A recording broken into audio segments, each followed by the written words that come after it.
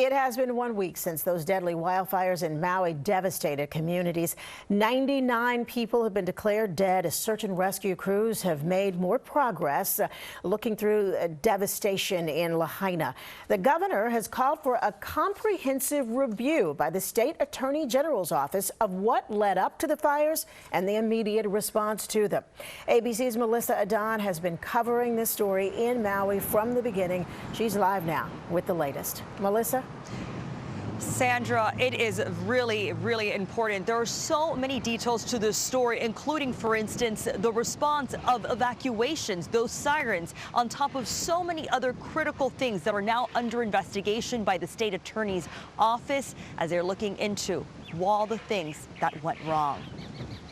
Today marks a week that a deadly wildfire ravaged this community in western Maui. Lahaina, once the capital of the Hawaiian Kingdom, destroyed. Officials say about 86% of structures burned were homes. Dalia Keahi and her husband, Pastor Kawi Keahi, telling ABC's Gio Benitez how one left turn while evacuating may have saved their lives. It's very sad. Usually I'm hard-headed with my wife. Lord, direct our steps. Yeah. Wow. And my husband turned left. Turned left. And I'm so thankful. Thank you, Jesus. The Maui County Police Chief sharing how they are working with FEMA to carefully comb through the burned areas. I understand that people want numbers. It's not a numbers game. It's not just ash on your clothing when you take it off. It's our loved ones.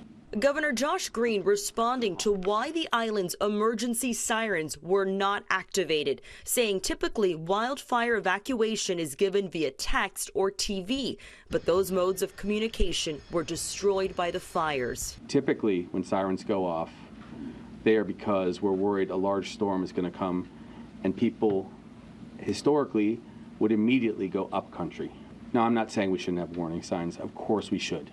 But it's a lot more complicated than that. Hundreds are still unaccounted for. Officials urging survivors to provide DNA samples to help identify those who did not survive. Last night, a vigil was held for Joe Schilling. His family says he most likely died in the fire after remaining at his apartment with elderly residents unable to escape. There isn't anybody in the family who knew Joe that would be surprised that he would put himself at risk to help somebody else.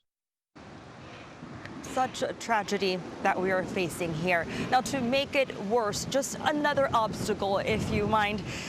Gusty winds. We're experiencing some of those gusts right now. That is in the forecast here across the island. While the gusts are expected to be way weaker than what we saw last week, it's a concern. Not all of these wildfires here on the island of Maui are 100% contained. So yet another obstacle the people here are facing.